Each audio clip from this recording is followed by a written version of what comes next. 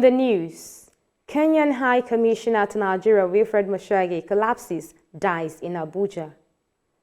2 pilots, a civilian, die after army warplane used for training crashes in Iran's Tabri. Lookman scores 4th league goal as United win 6-goal thriller.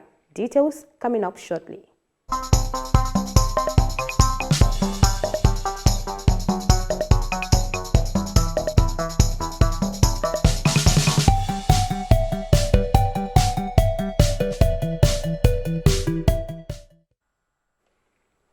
This is TOS Television, your digital first Pan-African news network. I am Rose Outwan. This is TOS News 360.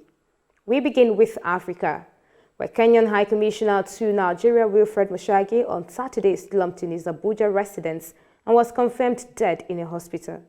It was reported that Peter Machida, his twin brother, who is a former Kenyan ambassador to Russia, confirmed that he died after eating lunch. Kenyan President Uhuru Kenyatta has also extended his condolence to the bereaved family. Burkina Faso's transitional president, Lieutenant Colonel Paul Henry Damiba, has called for an investigation into access the damage during the January 24 military coup. It was gathered that 2 civilians were killed and dozen others were injured by stray bullets during the military takeover. Damiba ordered that the families of the victims be taken care of, reassuring them that all measures would be taken to support them.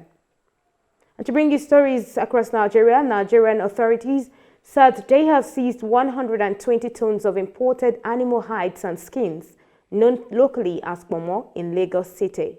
According to the National Food and Drug Agency, NAFDAC, they were intercepted on suspicion that the commodities were already processed with chemicals for use in leather industries, yet they were being sold as foodstuffs.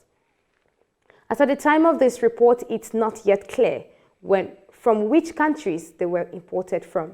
A federal high court in Lagos has granted media right to gender MRA permission to apply for an order of mandamus to compel the Attorney General of the Federation and Minister of Justice, Abubakar Malami, to exercise the mandatory legal duties stipulated in Section 11 of the Anti-Torture Act 2017 to make rules and regulations for the effective implementation of the Act.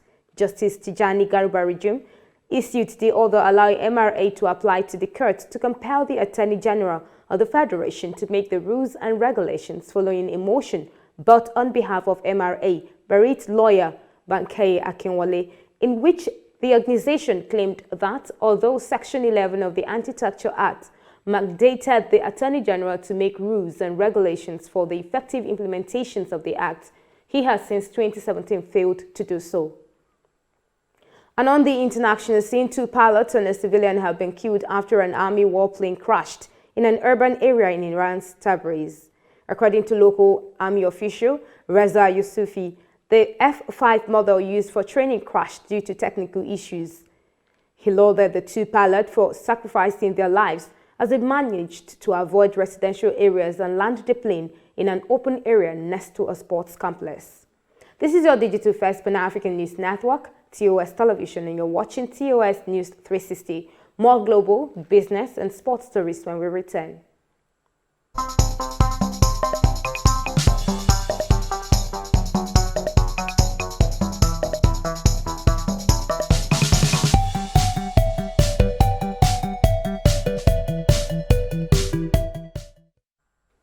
Thank you for staying.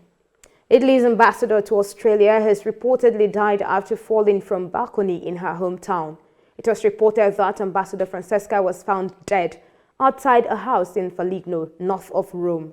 Her death is being investigated by local authorities. A Turkish court has said philanthropist Osman Kavala must stay in prison, lengthening his detention of more than 4 years without conviction after a trial which has fueled tensions in Ankara's relations with Western allies. Earlier this month, the Council of Europe said its committee referred Kavala's case to the European Court of Human Rights to determine whether Turkey has failed to meet its obligation to implement the court's previous judgment more than 2 years ago that he should be released immediately.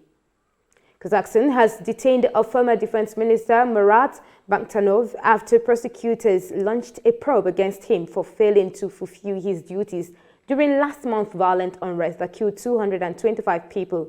Banktanov, who was sacked by President Kazim Jomart last month, faces 4 to 8 years in prison if convicted. The authorities say they are still investigating the January events. They have named no culprits aside from the former security boss and a few of his deputies.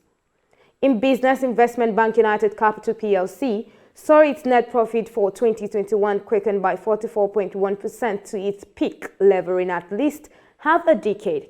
Its audited financial issues on Friday showed. Shares in United Capital jumped 9.59% to 12 Naira on Lagos Customs Street on Friday following the news. The revenue climbed 40.3% to 18.1 billion Naira, assisted by an almost 4-fold surge in fees and commission income, its second most important earnings source, which jumped from 3.5 billion to 6.2 billion Naira. And in sports, Nigerian striker Ademola Lookman followed up his good outing in the Europa League, where he bagged an assist with another impressive display for Leicester City on Sunday in the Premier League. However, while Lookman and his teammates smiled away with a big win last Thursday in the Europa League, they were condemned to a 2-1 defeat this time by Wolverhampton at Molineux. A well-worked Wolves move allowed Ruben Neves to fire the host ahead after just 10 minutes of action in Sunday's Premier League's contest. And that is TOS News 360 on your digital first Pan-African News Network. For more updates, visit www.TOSTV Do follow and like our social media handles on Facebook, Twitter, and Instagram. And remember to subscribe on YouTube. Do stay with us and enjoy more programs on TOS TV Network. I am Rose Audu, and many thanks for watching.